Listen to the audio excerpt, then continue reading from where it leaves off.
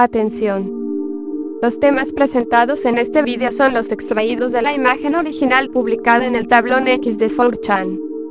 El único fin de este vídeo es la explicación de los mismos al espectador. Ninguno de estos temas intentan persuadir, ni rectificar, y mucho menos asegurar la validez de los mismos.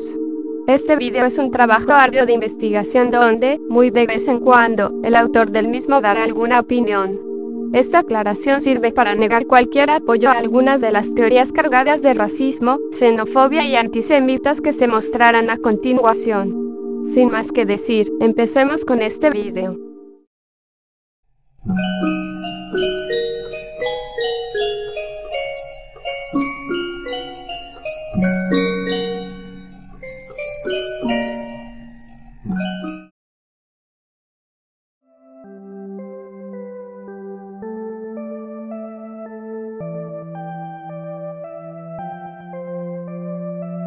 Postula que varias mujeres y miembros varios en los años 60, durante la época de la Guerra Fría y la Unión Soviética, tenían una habilidad menos que normal aparentemente llamada visión dermo-óptica que les permitía ver e identificar el color únicamente usando el tacto. Incluso si les vendaban o venían a ciegas. Fue un fenómeno poco conocido que no ha tenido pruebas ni estudios alguno durante mucho tiempo y cuando la URSS cayó, en 1991, taparon todo el asunto, así como el experimento de la percepción sensorial que está ligeramente relacionado.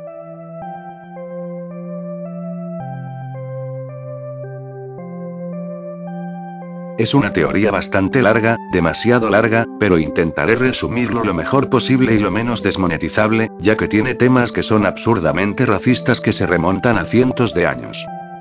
Creemos que los neandertales tenían algún tipo de sistema social.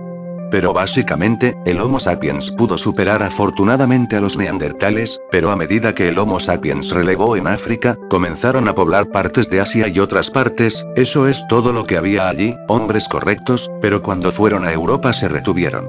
Como podemos ver, el desarrollo del Homo sapiens hasta cierto punto en un área y luego toma un tiempo antes de que podamos ver evidencia del Homo sapiens en Europa, y una de las teorías es porque los neandertales los mantuvieron a raya durante 10.000 años como si no pudieran presionar a los neandertales por alguna razón, ya sea que eran más fuertes o eran mucho más inteligentes de lo que pensábamos.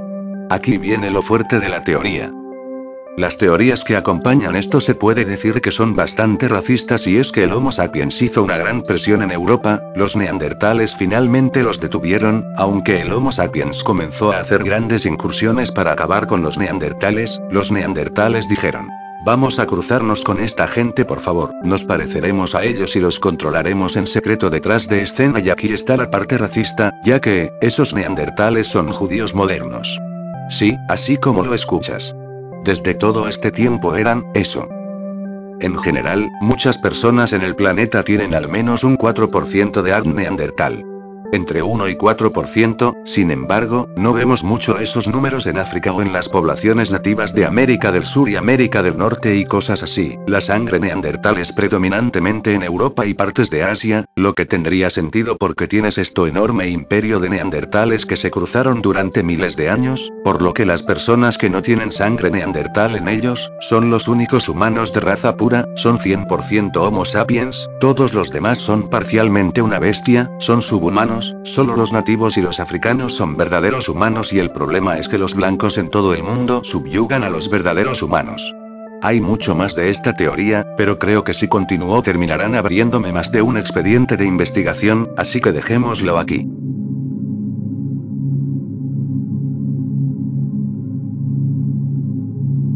Conectado con el estado profundo paleolítico, básicamente la premisa de que los neandertales no se extinguieron, sino que continúan moviendo los hilos detrás de las maquinaciones mundiales hasta el día de hoy.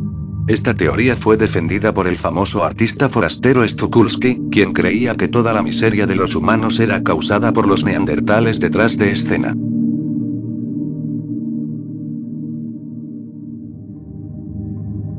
Posiblemente el genoma pueda albergar DNA de virus, bacterias, hongos, insectos y de algunos otros bichos parásitos que infectaron el código genético a tal punto de estar ahí para siempre, más o menos ancestrales, aunque también de simbiontes.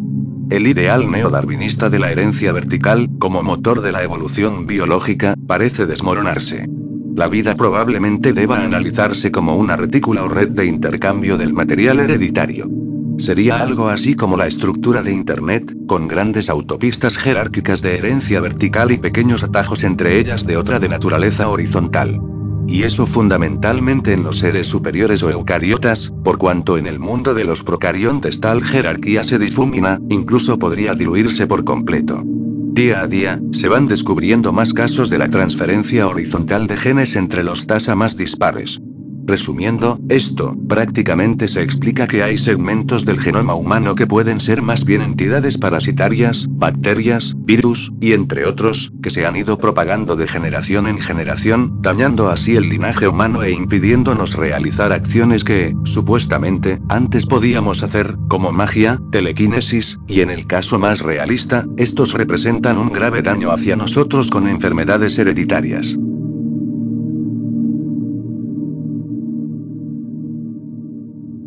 El yo subjetivo solo tiene leña, el cosmos suministra el combustible.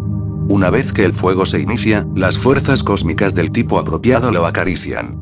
Cuando la forma de pensamiento que has concebido en el plano cósmico acá, la matriz como visualización / pensamiento positivo, no se transforma en realidad, sino que se distorsiona y logra la autodestrucción, se conoce como aborto cósmico.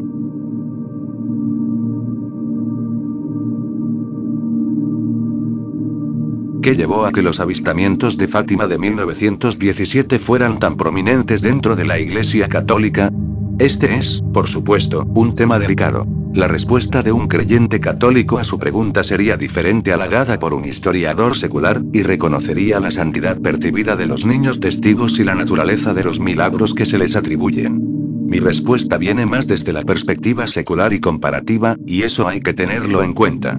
En primer lugar, para aquellos que no estén demasiado familiarizados con las visiones de Fátima y los diversos fenómenos subsidiarios que se les atribuyen, he aquí una breve descripción general del caso. Las apariciones de Fátima tuvieron lugar en 1917 y fueron relatadas por 3 niños pequeños, que entonces tenían 10, 9 y 6 años, y que trabajaban como pastores en un lugar remoto llamado Cova da Iria en el centro rural de Portugal, al norte de Lisboa. El testigo principal, y es muy típico de las visiones marianas en general que haya un testigo principal, con todo lo que puede implicar desde el punto de vista psicológico, fue Lucía de Jesús dos Santos, que tenía 10 años cuando comenzó la serie de hechos. Ella fue la única de los 3 niños en afirmar que interactuó con la Virgen. En el mejor de los casos, es muy dudoso que los 2 testigos subsidiarios, Francisco Marto, que tenía 9 años en 1917, y su hermana Jacinta, realmente vieron y escucharon algo, y mucho menos todas, las cosas que describió Lucía. El primer hecho importante que supuestamente tuvo lugar en Fátima data del 13 de mayo de 1917, y tuvo lugar a la luz del día mientras los niños cuidaban un rebaño de ovejas en un pastizal a 2 millas al oeste de la propia ciudad de Fátima. La versión generalmente aceptada de los hechos es que los 3 niños se asustaron por un relámpago y huyeron colina abajo, solo para encontrarse con la deslumbrante aparición de una hermosa mujer, que irradiaba luz blanca, a quien vieron de pie entre las ramas de un roble. Un toque ligeramente surrealista que, de nuevo, no es atípico de las visiones marianas. Lucía se acercó y le dijeron, en el dialecto portugués local que hablaban los niños, que la señora regresaría 5 veces más, el día 13 de cada mes. Al final de ese periodo, ella revelaría quién era y habría un milagro. Esta secuencia de eventos nos da la primera pista sobre la potencia y el significado de las apariciones de Fátima. Fueron una secuencia de eventos, predichos de antemano, que permitieron que multitudes cada vez mayores, 50 en junio, más y más a medida que pasaban los meses, hasta que hubo decenas de miles presentes, para reunirse en el lugar con la esperanza de presenciar un milagro. La visión en sí, sin embargo, no fue concedida a los miembros de la multitud. Lucía y los otros 2 niños se ubicaron junto al mismo árbol, y Lucía explicó a la multitud que la visión había reaparecido, deslizándose desde el cielo hacia las ramas. Contaría los detalles de la conversación que tuvo con la visión. Aquellos que creyeron en su relato vieron recompensada su fe y, lo que es más importante, cada aparición sucesiva cimentó aún más la confianza de los niños. Al final del período de 6 meses, en octubre de 1917, la multitud que se había reunido se estimó en 70.000. Fue en esta ocasión que un número significativo de testigos entre la multitud afirmó haber presenciado la célebre danza del sol, en la que se decía que el sol había dejado su lugar en el cielo, y, dependiendo de quién dio cuenta, zumbaba como una rueda de Catalina, o caía hacia la multitud reunida. El número exacto de testigos de este evento es muy incierto. Todo lo que realmente podemos decir es que esta visión ciertamente fue presenciada por menos de la mitad de los presentes. Sin embargo, eso quiere decir que varias decenas o cientos o miles de testigos, la mayoría de ellos con inclinaciones religiosas, y en estado de gran expectativa, es cierto, pero algunos de ellos escépticos, creyeron haber visto algo en Fátima. Desde esta perspectiva, los eventos de Fátima fueron sin duda la serie de visiones marianas con más testigos y más reportadas que jamás haya habido, y si se acepta el rango superior de números de testigos, hay un buen caso de que la visión final fue la más ampliamente presenciado evento milagroso que alguna vez ha tenido lugar. Esto también pesa mucho al explicar su importancia para la Iglesia Católica. Ahora bien, también es importante reconocer que mucho de lo que se ha escrito sobre Fátima data de mucho después de 1917. Los famosos 3 secretos de Fátima, por ejemplo, no se escribieron hasta más de 20 años después. De hecho, Lucía dio al menos 4 versiones cada vez más elaboradas de los hechos, en 4 memorias separadas. Por ejemplo, más tarde afirmó que las visiones de 1917 no fueron las primeras que tuvo. Hubo, dijo, otros 6 en 1915 y 1916, relacionados con las apariciones de un ángel y una estatua hecha de nieve. Los escépticos llaman la atención sobre los problemas planteados por estos relatos en competencia. Hay, por ejemplo, discrepancias sustanciales entre los relatos que Lucía dio inmediatamente después de sus experiencias en 1917 y la versión de los hechos que relató en sus memorias en 1942, 2 décadas después de haber tomado sus votos como monja.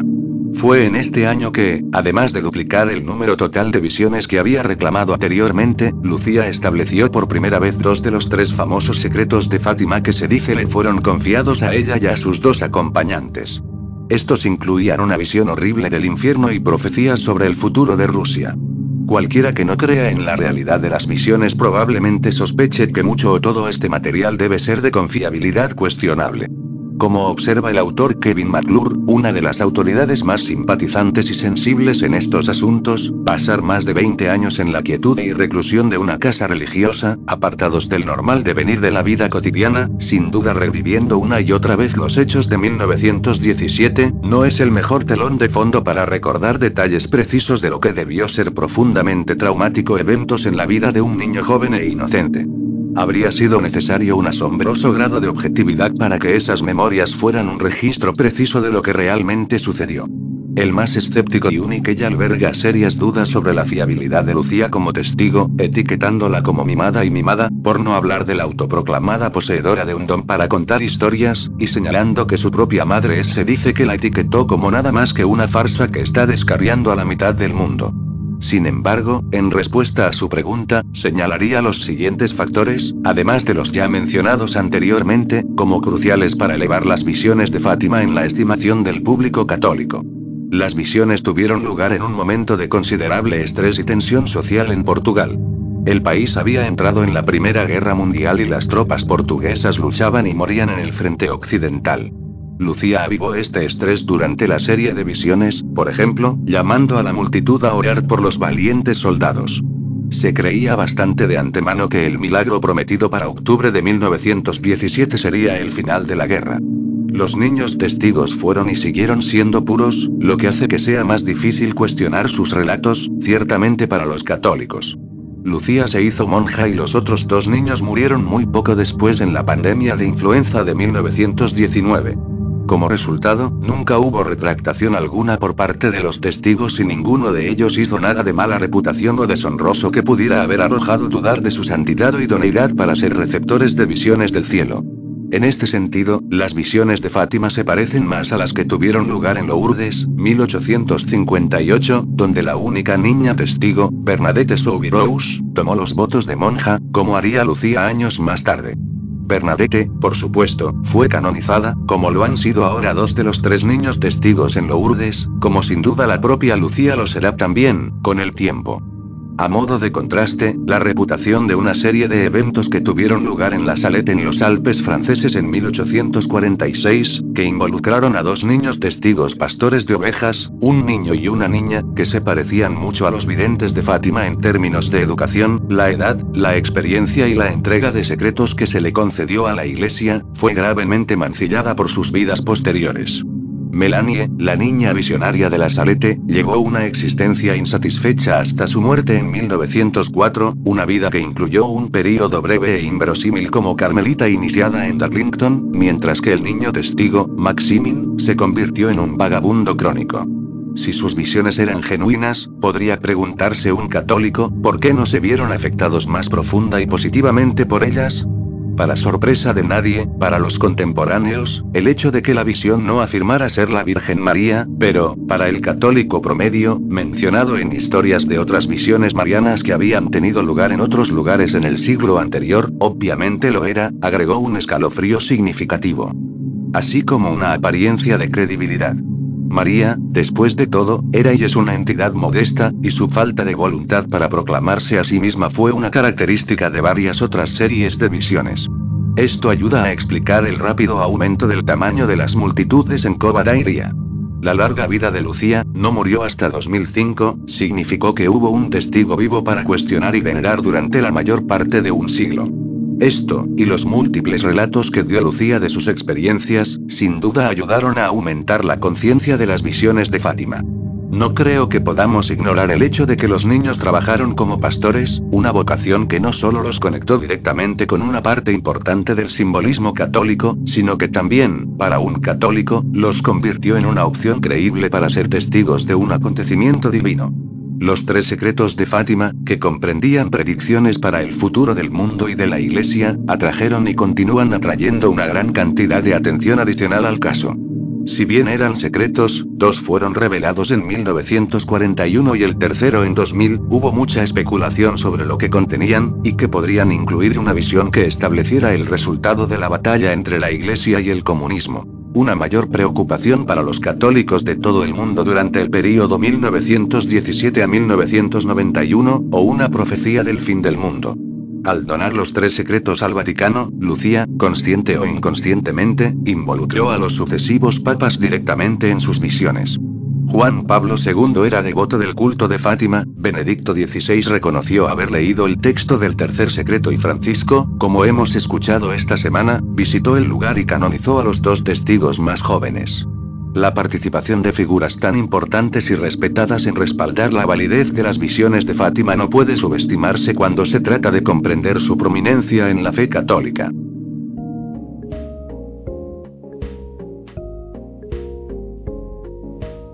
China podría estar minimizando lo rápido que se está reduciendo su población, y una política reciente para promover familias con 3 hijos tiene pocas posibilidades de mejorar las tasas de natalidad, dijo un experto en fertilidad en la conferencia Reuters Next el viernes. Fuxian Yi, científico principal del Departamento de Obstetricia y Ginecología de la Universidad de Wisconsin, dijo que estimó que la población de China en 2020 era de 1.280 millones en lugar de los 1.410 millones reportados en el censo y que las tasas de fertilidad eran más bajas de lo informado. Yi estima que la población de China se ha reducido desde 2018. El gobierno de China no respondió de inmediato a una solicitud de comentarios. La tasa de natalidad del país, que se reduce rápidamente, ha generado preocupaciones sobre un crecimiento económico más lento y los posibles desafíos creados por menos trabajadores que mantienen a una población de mayor edad. Beijing eliminó su política de un solo hijo de décadas en 2016, reemplazándola con un límite de 2 hijos para tratar de evitar esos riesgos. En mayo se anunció una política de 3 hijos ya que las tasas de natalidad seguían cayendo debido al alto costo de criar a los niños en las ciudades chinas.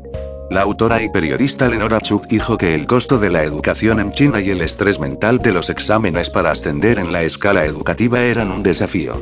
Esa es en parte la razón por la que estas políticas de planificación familiar deben combinarse con políticas de reforma educativa. De lo contrario, los padres simplemente no querrán tener más hijos, dijo en la conferencia Reuters Next. Chu es el autor del libro de 2017 sobre el sistema educativo de China Pequeños Soldados. Un niño estadounidense, una escuela china y la carrera global para lograr logros. China tuvo una tasa de fertilidad de solo 1,3 hijos por mujer en 2020, según mostraron datos estatales recientes, a la par con sociedades envejecidas como Japón e Italia y muy por debajo de los aproximadamente 2,1 necesarios para el nivel de reemplazo. Xi estima que la tasa de fertilidad real es mucho más baja en base a una caída en las tasas de fertilidad a lo largo de los años por parte de los grupos étnicos minoritarios de China que no estaban restringidos por la política del hijo único, y calculó la población en función de sus propias tasas estimadas más bajas. Xi dijo que los gobiernos locales exageran su población para obtener más subsidios, incluidas las tasas de educación que recaudan del gobierno central.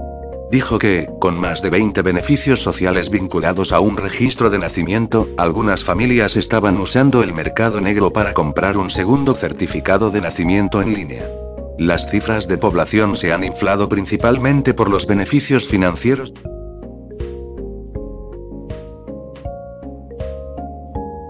El enlace del archivo de 4chan es del 27 de agosto de 2018 y trata de crear conspiraciones falsas a propósito. En ese hilo alguien sugiere la muerte de Zuckerberg en 2003. Este tema se considerará un bulo a no ser que se pueda encontrar un iceberg publicado con anterioridad a esta fecha de hilos archivados. Un amigo de Zuckerberg se mató ese año. Se ha encubierto bastante bien, él actúa como si el tipo fuera un conocido, pero si se indaga hay evidencia de que eran mitos más cercanos. Un amigo o afiliado de Zuckerberg se mató en 2003 bajo circunstancias sospechosas. No hay mucha información que vincule a los dos, pero eso, según la teoría, se debe a que Zuckerberg lo escondió bajo la alfombra.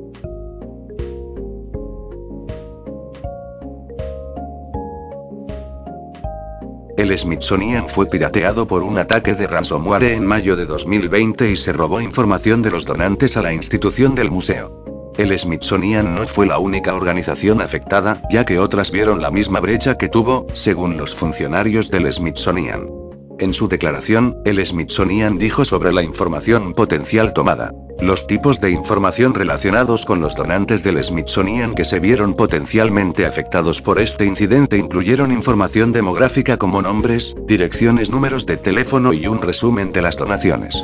Posiblemente tenga relevancia por algunos de los documentos o donantes de los mismos que impliquen alguna corporación pesada, aunque es difícil saberlo ya que la información que se encuentra es demasiado superficial. Según esta teoría, que es más religiosa y mística, explica que el verdadero creador de nuestro universo es el mítico Yaldabaoth, una entidad ligada a los demiurgos, creadores de todo lo material, y a la vez que es el antiguo Dios del Viejo Testamento, pero que no tenía conciencia de que había más en nuestra realidad que simples posesiones materiales, así que creó nuestro universo sin ese conocimiento, creó nuestra realidad y atrapó nuestras inmaterialistas almas en este limbo donde predominan los sentimientos negativos, como el dolor, la muerte y el sufrimiento, teniéndonos atrapados en este círculo vicioso hasta que Jesús llegó, y según esta teoría, nos salvó enseñándonos el verdadero camino a la verdad e iluminación.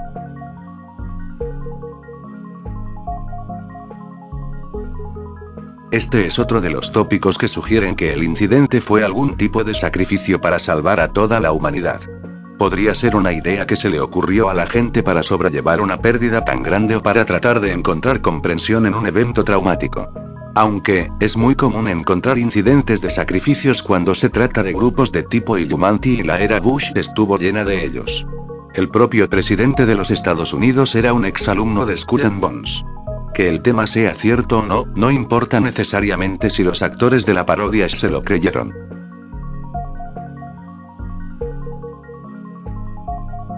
Otra forma de decir que la realidad es la justificación ontológica del sufrimiento. En otras palabras, el sufrimiento necesita del ser para venir a sí mismo, porque es, de una manera que tal vez permanezca incomprensible para usted, más primordial que el ser mismo. La eficacia de un susto de salto es inversamente proporcional a la expectativa, obviamente cuando uno menos lo espera es cuando más se asusta. No hay nada tan absurdo como equiparar el silencio y la paz que reina en toda la naturaleza con algo así, y es precisamente por eso que la realidad es un susto. La realidad es la preparación de una experiencia de terror y repulsión tan aguda que todo lo que la precede se revela como el trabajo de base necesario para que se produzca, una experiencia tan aterradora que sería imposible pensar en la naturaleza y el universo de otra manera.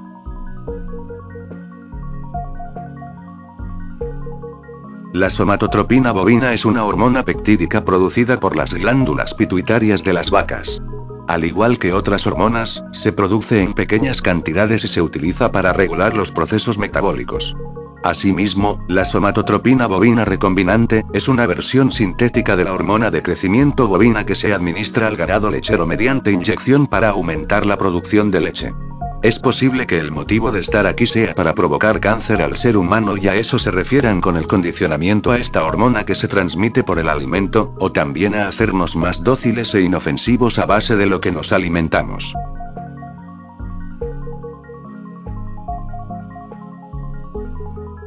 La contaminación por plásticos está causando muchos problemas de desarrollo imprevistos, ya que las sustancias químicas de los plásticos se filtran al medio ambiente.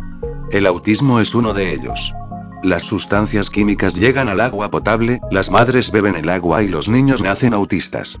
A veces el punto de inflexión se produce después del nacimiento. En cualquier caso, el agua está causando autismo.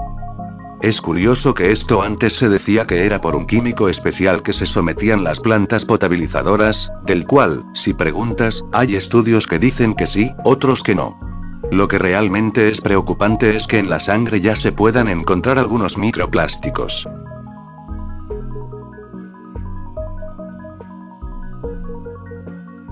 La caída de la Atlántida comenzó cuando algunos toltecas empezaron a practicar la magia negra hacia el año 850.000 a.C., corrompidos por el dragón Tebetat, recordado como Devadatta, el oponente de Buda.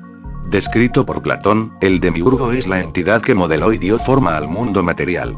Así que quizás Tebetat destruyó la Atlántida para crear el mundo que conocemos ahora, y por eso la Atlántida ya no existe.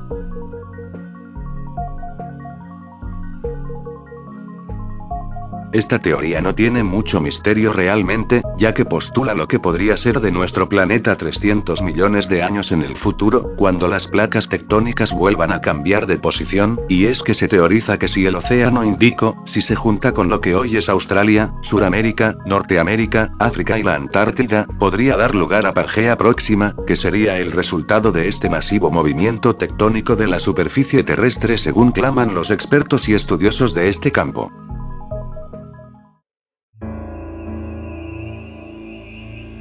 Es un concepto entre las historias de Shaver, que escribió sobre Lemuria. Otros autores han contribuido más para cimentar el mito, como Arlan Ellison, crítico de Shaver Mystery, que creó una pequeña historia sobre The Elevator Pitfall para su libro From A to Z, in the Chocolate Alphabet, con cierta ambigüedad si se tratan de dedos o no, ciertamente como un tributo.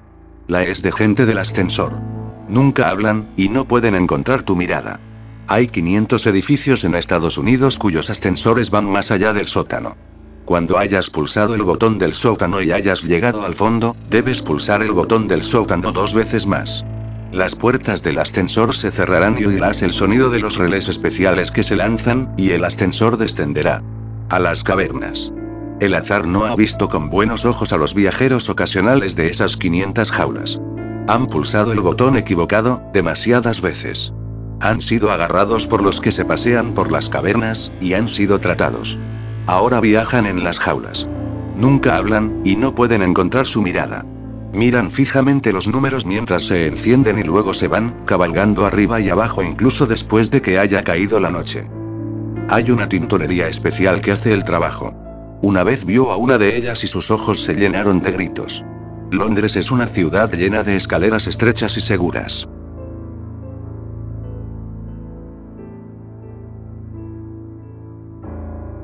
Vi 2 objetos de aspecto curioso flotando en el cielo. Su forma se parecía mucho a la de los globos de las cometas, pero uno de ellos tenía lo que parecían ser unas alas poco desarrolladas y el otro una protuberancia que sugería un pico. Se mantenían inmóviles, pero parecían palpitar lentamente, una pulsación que, por cierto, era mucho más lenta que los latidos de mi propio corazón. Mi cerebro parecía funcionar normalmente, y me sometí deliberadamente a una serie de pruebas.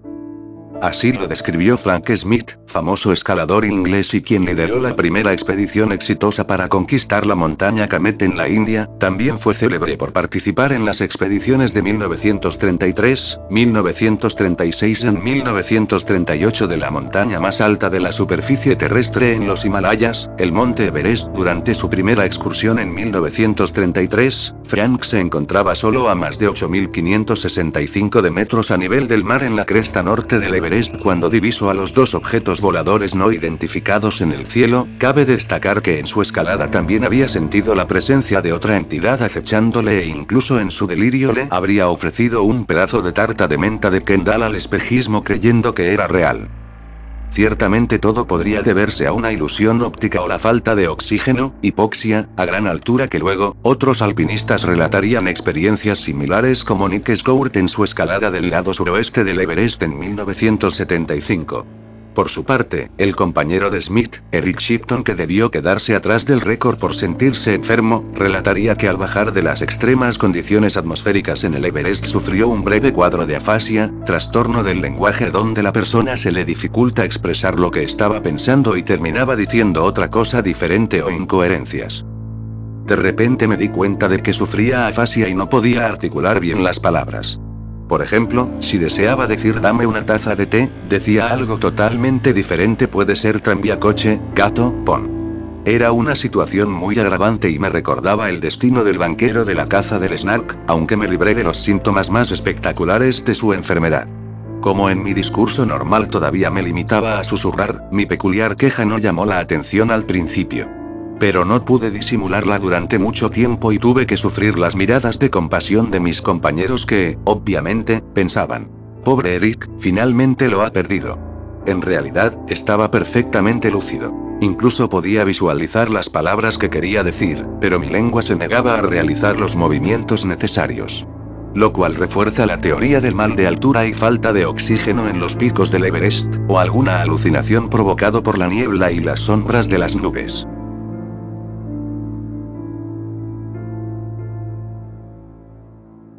Van Margera Afterlife, es el nombre que se le ha dado a las teorías de conspiración en torno a las circunstancias de la muerte de Ryan Dunn, reconocido actor de riesgo y miembro del equipo de hackers de MTV. El día 20 de junio de 2011 por la madrugada, cuando Dunn se salió de la carretera y chocó contra un árbol, tras lo cual el Porsche 911 GT3 que ambos ocupaban ardiera en llamas.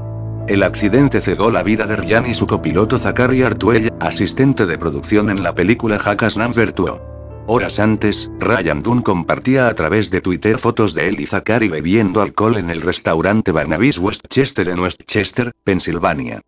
Reportes oficiales indican que antes de su deceso, Dunn habría consumido 11 botellas de bebidas alcohólicas o lo que son 0,196 gramos por decilitro en su sangre, por lo cual no se le estaría permitido estar al volante.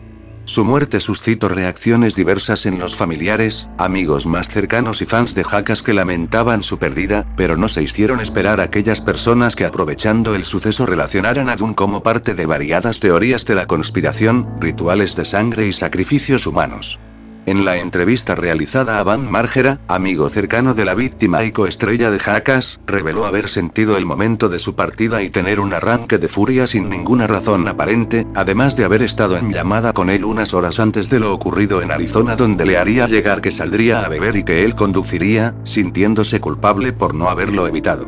Entre los alegatos que se cuentan, está la de que Van y un grupo de conocidos haciendo un ritual de sangre para contactar a su amigo fallecido en el más allá. En una entrada de blog en el popular sitio Tumblr, el usuario Media Exposet publicó como Ryan Dunn habría sido la víctima de una conjura masónica para un ritual de solsticio de verano y como su muerte había sido predicha por la numerología y supersticiones. Además de comentarios casuales de sus amigos y compañeros de trabajo, considerando su temeraria forma de conducir en sus acrobacias extremas.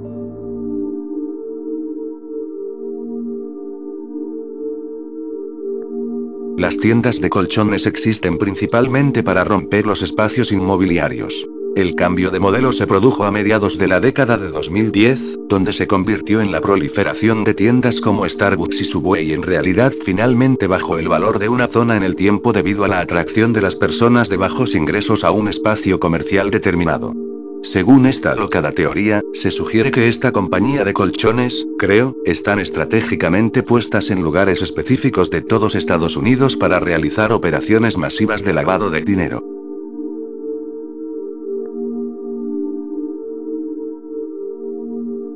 Según esta teoría conspirativa, se especula con la posibilidad de que la compañía inmobiliaria IKEA, quizás estuviera usando durante mucho tiempo prisioneros de guerra en contra de la voluntad, en el este de Alemania, como mano de obra más barata como alternativa a la que usualmente contratarían para sus campañas publicitarias y de sus proveedores.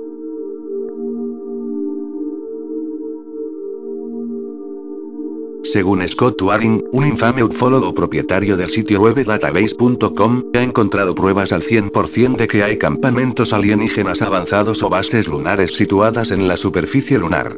Encontré algunas estructuras alienígenas interesantes en la luna de la Tierra en fotos del telescopio del Vaticano. La foto tiene un tamaño de 26 megabytes que muestra fácilmente muchos detalles que la NASA suele editar.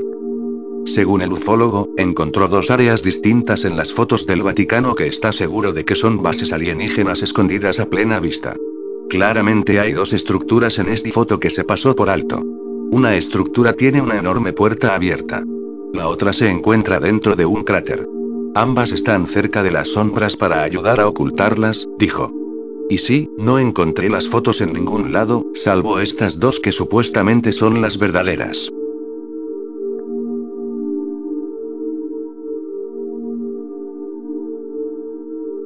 Se refiere a una teoría de la década de 1980 conocida como el sombrero de Aun. El sombrero de Aun es una especie de ciudad abandonada en Nueva Jersey, que supuestamente fue el lugar para esta teoría de la conspiración. Esta es una de las historias en línea más antiguas en Internet que comienza de regreso a los años 80, en los tablones de anuncios de Internet. Según las historias, un grupo de profesores de Princeton había experimentado lo suficiente con cosas como la mecánica cuántica, para desarrollar una forma de realizar una forma de viaje dimensional o, en otras palabras, teletransportación y potencialmente viajes en el tiempo que hicieron. Esto con algo conocido como el huevo, que era esencialmente un dispositivo que describieron, los hizo capaces de moverse a través de las dimensiones. Sin embargo, había teorías dentro de esto que decían que se llegaban a un punto en el que ya no necesitaban el huevo para viajar. Aparentemente, solo el tiempo y la realidad pueden saltar a voluntad sin problemas, por lo que todas esas imágenes que ves que supuestamente se ven como alguien que usa ropa moderna en la década de 1950 o alguien con un teléfono celular durante la guerra civil, la idea detrás de esto es que estos profesores de Princeton eventualmente desarrollaron una forma de viaje sin el huevo y ahora simplemente están jugando con la línea de tiempo y saltando y causando problemas.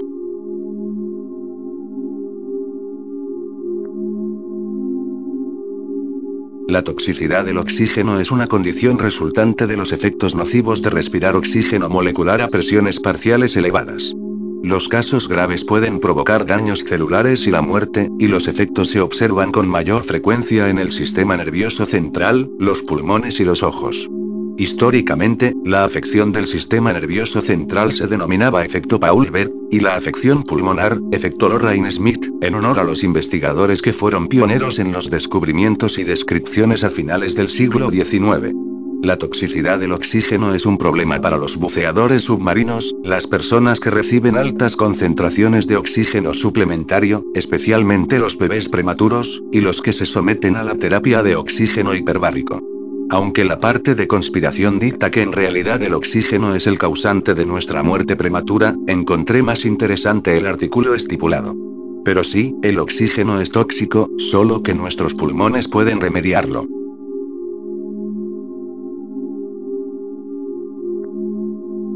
Gadolinium Gallium Garnet, o GGG en resumen, tiene una serie de propiedades exóticas que lo convierten en el candidato perfecto para el siguiente nivel de almacenamiento masivo de datos.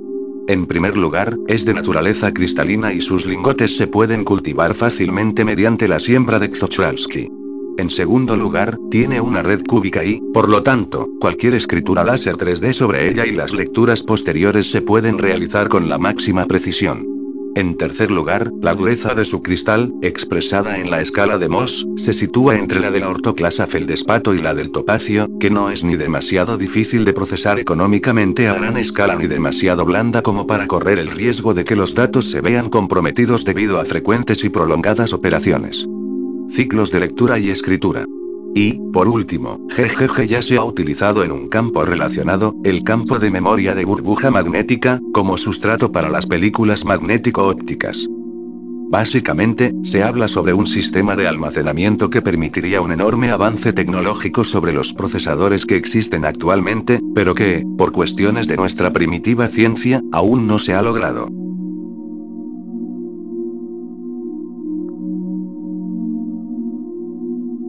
Somos seres de 4 dimensiones. Nuestro comportamiento en un momento dado está moldeado no solo por las exigencias de ese momento y lo que lo ha precedido, sino también por lo que viene después. Estamos informados por las cosas que aprenderemos en nuestro futuro, no solo por lo que sabemos de nuestro pasado. Tiene muchos nombres. Teleología es uno de los más antiguos. Sintropía es un lenguaje más reciente. Retrocausación es lo que se llama en física. Lo llames como lo llames, es un principio básico demostrado en los experimentos de precognición y presentimiento de parapsicólogos como de Ayn Rand y Daryl Bem. Pero esos experimentos, creo, solo nos muestran la punta del iceberg de cómo nosotros, y todas las criaturas, habitamos el tiempo. El paradigma de la retrocausación en la física cuántica, junto con los avances en la biología cuántica y otros campos, está abriendo la puerta a pensar científicamente en la causalidad teleológica, no como un ingenioso añadido a la naturaleza básica de la biología, sino posiblemente incluso como el fundamento mismo de la biología. Si se aumenta la retrocausación cuántica en un sistema nervioso complejo, se obtiene lo que los seres humanos tienen: la capacidad de orientarse hacia recompensas futuras de forma inconsciente, así como la capacidad de guiarse por la información a lo largo de nuestra vida, tanto pasada como futura. Lo realmente interesante es que, como no creemos en ello ni entendemos cómo podría ser posible, invariablemente malinterpretamos las perturbaciones causadas por la información que refluye de nuestro futuro. En consecuencia, metemos con calzador las experiencias anómalas en algún molde conceptual más fácil de pensar, como la sincronicidad o la telepatía, o, lo que es más probable, ignoramos esas experiencias por completo. Los parapsicólogos hablan a veces de la precognición, y de otras supuestas habilidades psíquicas, como el límite del potencial humano. Yo lo veo más bien como un hecho humano. No se trata simplemente de un nuevo superpoder que, una vez desbloqueado, nos dará una nueva capacidad para forjar nuestros destinos. Siempre que actuamos de forma intuitiva o creativa, prestando atención a lo que se glosa como el inconsciente, ya estamos en sintonía con nuestra naturaleza precognitiva. Siempre hemos sido precognitivos. El inconsciente, fuente de nuestros sueños y del arte, así como de nuestras neurosis, es simplemente la conciencia desplazada en el tiempo. Asimismo, los beneficios del trabajo onírico precognitivo van mucho más allá de utilizar el poder de las premoniciones para evitar problemas o guiarnos hacia el éxito. Una vez más, nuestra intuición ya lo hace. Hay que escucharla. Más bien, y esta fue la mayor sorpresa para mí en los últimos años de trabajar con mis sueños de la manera que recomendó Dune, las recompensas son espirituales. La precognición es una nueva gnosis, un camino de comprensión que nos conecta con nuestro yo superior, aunque yo prefiero decir más largo. Como la precognición solo puede confirmarse en retrospectiva, y los sueños solo pueden estudiarse después de haberlos escrito, el trabajo onírico precognitivo es, irónicamente, un esfuerzo retrospectivo, arqueológico o incluso paleontológico. Es una incursión en el propio pasado, pero de una manera que, como verás, tiene literalmente un poder creativo para dar forma a ese pasado. Es una forma de encontrar y dar forma simultáneamente a nuestra biografía.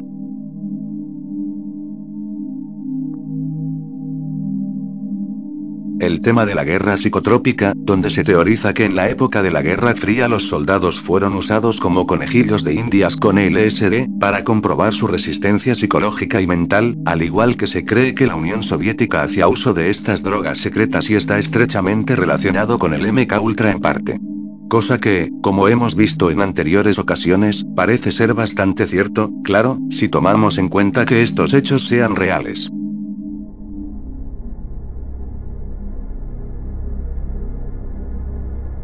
Es un tema que se volvió famoso hace tiempo, gracias a aquel ruso que supuestamente había hecho uno. Gracias a ellos, muchos comenzaron a intentar replicar el experimento, gracias a manuales que existían en Internet. La receta para crearlo consistía en una bolsa de huesos, esperma, fragmentos de piel y pelo de cualquier animal del que el homúnculo sería un híbrido. Todo esto había de enterrarse rodeado de estiércol de caballo durante 40 días, tiempo en el cual el embrión estaría formado. La forma moderna es la siguiente. Tomar un huevo puesto por una gallina negra, practicar un pequeño agujero en la cáscara, reemplazar una porción de clara del tamaño de una alubia por esperma humano, sellar la abertura con pergamino virgen y enterrar el huevo en estiércol el primer día del ciclo lunar de marzo. Tras 30 días surgiría del huevo un humanoide en miniatura que ayudaría y protegería a su creador a cambio de una dieta regular de semillas de lavanda y lombrices.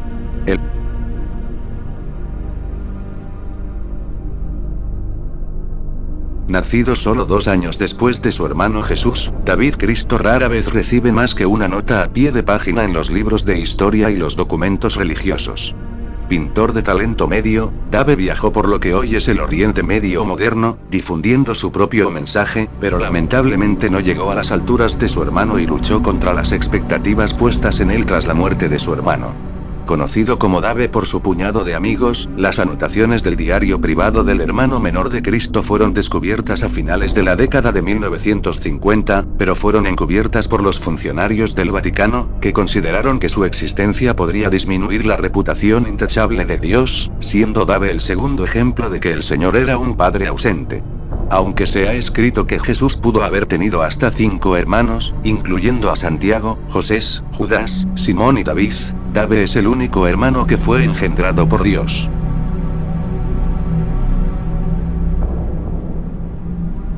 Una afirmación impactante podría colapsar el cristianismo, ya que pone bajo escrutinio una de las afirmaciones clave de la religión. Un llamado evangelio perdido que se ha guardado en Turquía afirma que no fue Jesús quien fue crucificado, sino el traidor Judas. Esto es según la información supuestamente escrita por Bernabé, uno de los discípulos del Mesías. El libro afirma que Judas estaba guiando a los romanos hacia Jesús, pero el supuesto Hijo de Dios ascendió al cielo antes de que lo alcanzaran, y Judas se transformó en la apariencia de Jesús, a quien las autoridades crucificaron posteriormente. Luego, el cuerpo de Judas es robado de la tumba, lo que lleva a afirmar que él, quien supuestamente todos pensaban que era Jesús, se levantó de entre los muertos y ascendió al cielo. El texto encuadernado en cuero, conocido como el Evangelio de Bernabé, supuestamente fue descubierto por las autoridades en el año 2000 como parte de una operación contra el contrabando en Chipre, según el Daily Star. Basij Press de Irán afirma que esto podría conducir a la caída del cristianismo. El descubrimiento de la Biblia de Bernabé original socavará ahora a la Iglesia cristiana y su autoridad y revolucionará la religión en el mundo. Sin embargo, el hecho más significativo es que esta Biblia ha predicho la venida del profeta Mahoma y en sí misma ha verificado la religión del Islam, y esto por sí solo desequilibrará los poderes del mundo y creará inestabilidad en el mundo cristiano.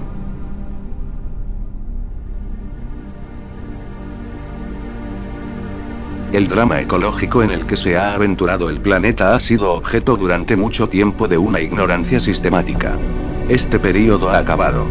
Gracias a los medios de comunicación, hipersensibles a la repetición de los accidentes ecológicos, la opinión internacional está cada vez más sensibilizada.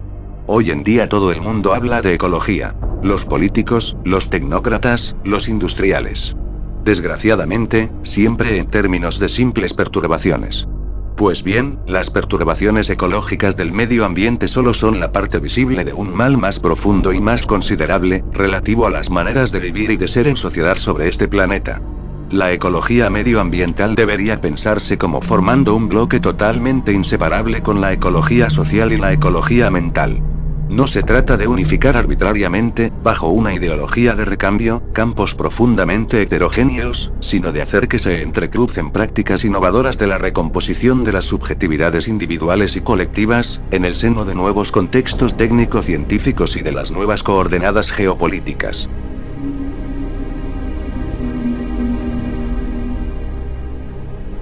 La ley de Sturgeon es el agallo de que el 90% de todo es basura. Esto sugiere que, en general, la gran mayoría de las obras que se producen en cualquier campo son probablemente de baja calidad. Por ejemplo, en lo que respecta a los libros, la ley de Sturgeon sugiere que el 90% de los libros que salen cada año son malos, lo que significa que probablemente no merezca la pena leerlos. La ley de Sturgeon es una regla útil que hay que tener en cuenta, ya que puede mejorar la forma de evaluar y consumir la información, así como la forma de decidir en qué trabajar.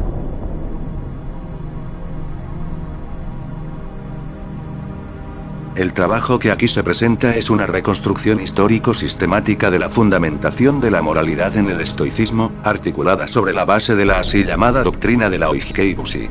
La Oikeibusi es la teoría que da cuenta del desarrollo psicológico en cuanto conciencia de lo que nos pertenece o es propio en cada momento. Mediante tal teoría el bien moral se hace Oikeion o propio de la naturaleza humana.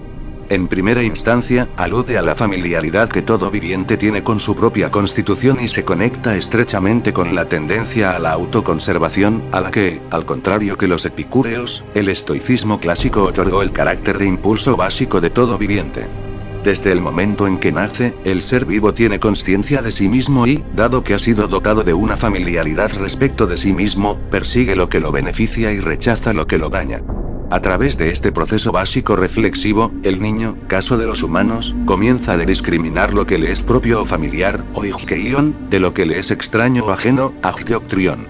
Conforme va creciendo, sus senso-percepciones aumentan en cantidad y en variedad, y también se vuelven más refinadas pues, al desarrollarse sus facultades racionales, comienzan a ser capaces de evaluar el material sensible que llega a través de los sentidos. Se adquiere entonces una habilidad de seguir reglas y de realizar lo que los estoicos llaman actos apropiados, katkonta. Este tipo de acciones, aunque pueden caracterizarse como premorales, en la medida en que se hace énfasis en la naturalidad como criterio de valoración de la acción, son la base para alcanzar un desarrollo moral pleno.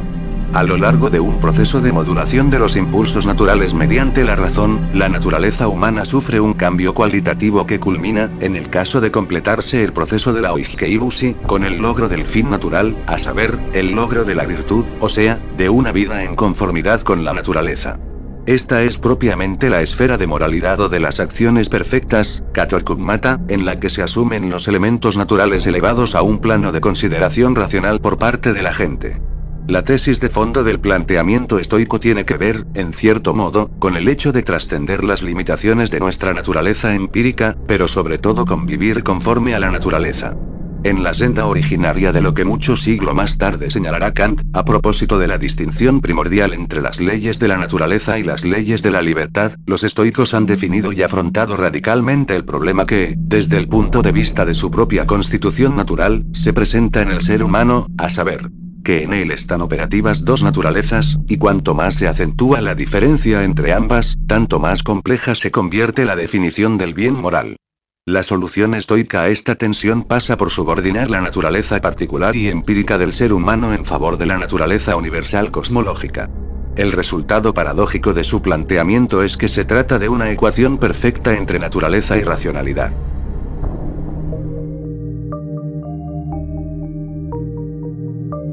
Mientras estudiaba el desarrollo embrionario de los animales, un grupo de científicos descubrió que las células epiteliales se multiplicaban, apilaban y configuraban en una forma extraña. Y dieron a esa forma que no reconocían el nombre de escutoide, por sus similitudes con una parte del tórax de algunos insectos que se llama escútelo. ¿Cómo puede describirse un escutoide? Una de las formas más simples, según Escudero, es decir que un escutoide se caracteriza por tener superficies curvas y al menos un vértice en un plano diferente al de las dos bases. La ventaja del escutoide es que da a las células epiteliales mayor estabilidad y eficiencia energética.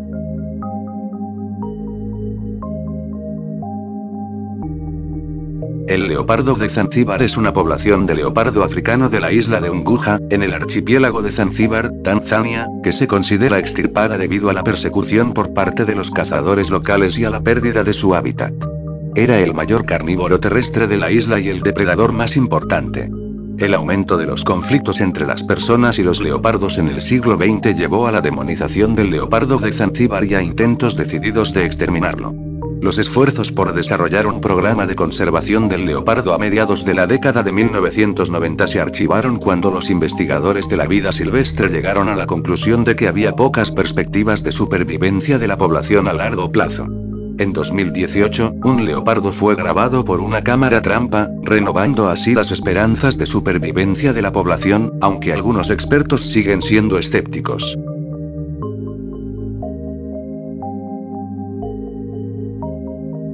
Esta es simple, habla acerca del hecho que cada año en la Comic Con hay casos de niños los cuales se pierden. Hay teorías que dicen que las razones de esto serían por cosas relacionadas a grupos de tráfico humano.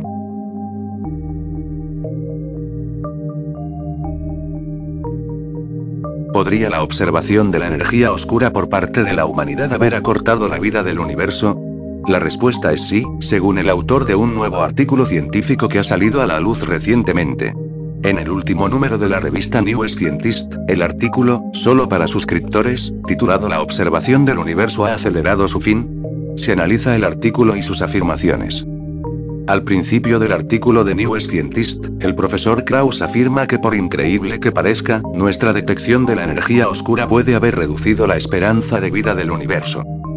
Para entender las posibles implicaciones de los cálculos del artículo, hay que empezar por el principio, el Big Bang, e incluso antes. Actualmente se cree que el universo comenzó a existir hace unos 13.700 millones de años. Este acontecimiento, el Big Bang, se teoriza que se precipitó cuando una burbuja de extraño falso vacío de alta energía con gravedad repulsiva decayó en un vacío ordinario de energía cero. La energía liberada durante esta transición habría creado un calor intenso y toda la materia que vemos en el universo. Esta idea fue cuestionada a finales de los años 90 por el descubrimiento de la energía oscura. La energía oscura, unida al hecho de que la expansión del universo se está acelerando, sugiere que el Big Bang no produjo un vacío de energía cero, sino otro falso vacío metaestable.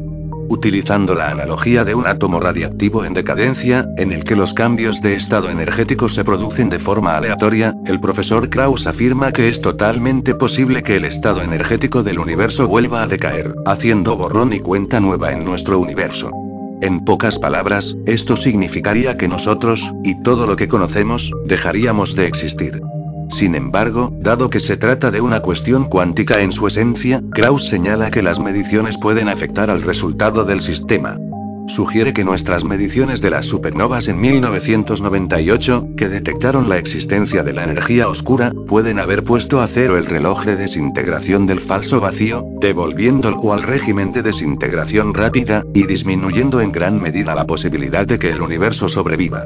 En pocas palabras, puede que hayamos arrebatado la posibilidad de supervivencia a largo plazo de nuestro universo y hayamos hecho más probable que decaiga.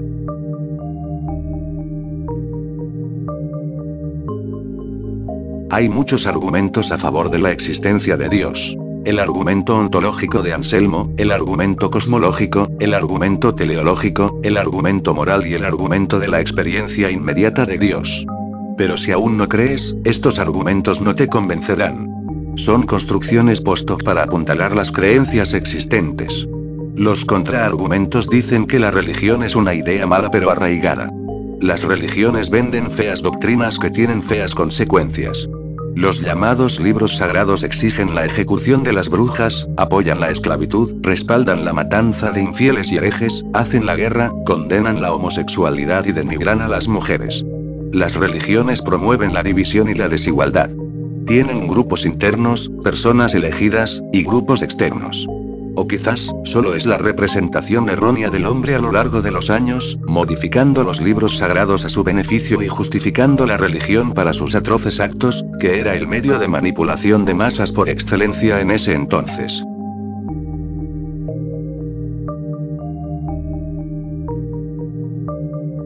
El término Shill se usa para aquellos adoctrinados que defienden a los gobiernos y todo aquel concepto que no apoye la conspiración como tal. Los que difunden desinformación y hacen daño, la mayoría de las veces lo hacen sin una intención maliciosa seria o sin el respaldo de la élite. La mentalidad de las masas. Microsistemas esclavos de la psicología de masas. Simplemente ovejas repitiendo sin dudar lo que aprendieron en los centros estudiantiles y sin cuestionar si estos eran reales o no.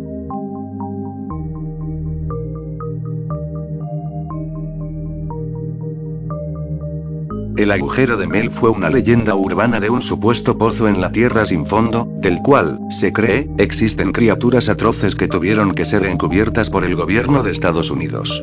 Existe un supuesto artículo de internet que pone a un geólogo lanzando una roca hacia el agujero, donde antes yacía una mina. No hay nada anormal, salvo algunas fotos. Lo más impresionante es que, cuando entro en la página web, esta me sacaba muchas veces antes de que pudiera ver la información. Simplemente algo curioso, ya que el artículo original está tirado y no se puede encontrar en Wayback Machine.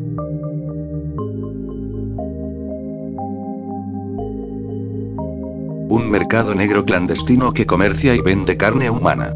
Se vende a los humanos para el consumo humano y a los animales en algunos casos. Los humanos son uno de los consumibles más fáciles de hacer y cosechar. En ciertas partes del mundo es muy fácil disfrazar este tipo de operaciones. Obviamente es una operación muy ilegal y peligrosa.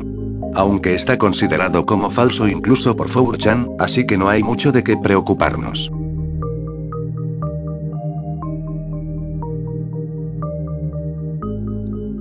Es una teoría de las tantas de cómo sucedió el incidente nuclear de Fukushima.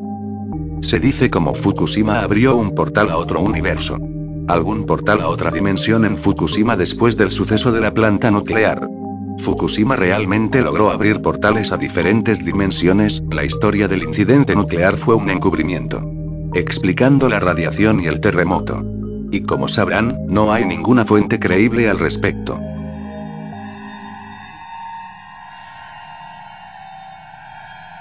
Los sellos de rap de memes, también conocidos como algunas de las canciones más demoníacas en internet. En los años 90 el rap de memes tenía su propia comunidad clandestina. Ahora los raperos no solo rapeaban sobre simples ritmos de boom bap, sino que en su lugar sobre instrumentales extremadamente oscuros y descarnados, mientras se rapea sobre temas más oscuros, no sobre mujeres y dinero como todos los demás rapeaban en ese momento, sino más sobre la muerte y el asesinato. Este subgénero de hip hop se hizo conocido como horrorcore. Es un tipo de rap sobre cortar personas, tirarlas en el baúl y luego cometer actos de canibalismo con ellos.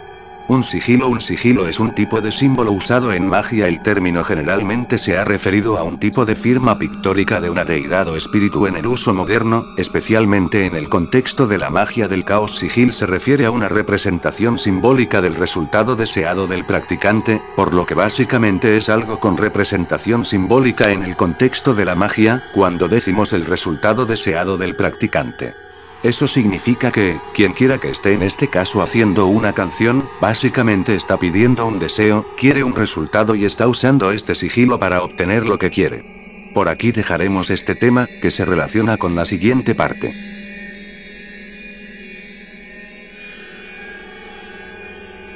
Ahora hablemos de la canción supuestamente más demoníaca de internet. Estoy hablando de algo mucho más siniestro, por lo que la canción aparentemente se llama Rap.mp3.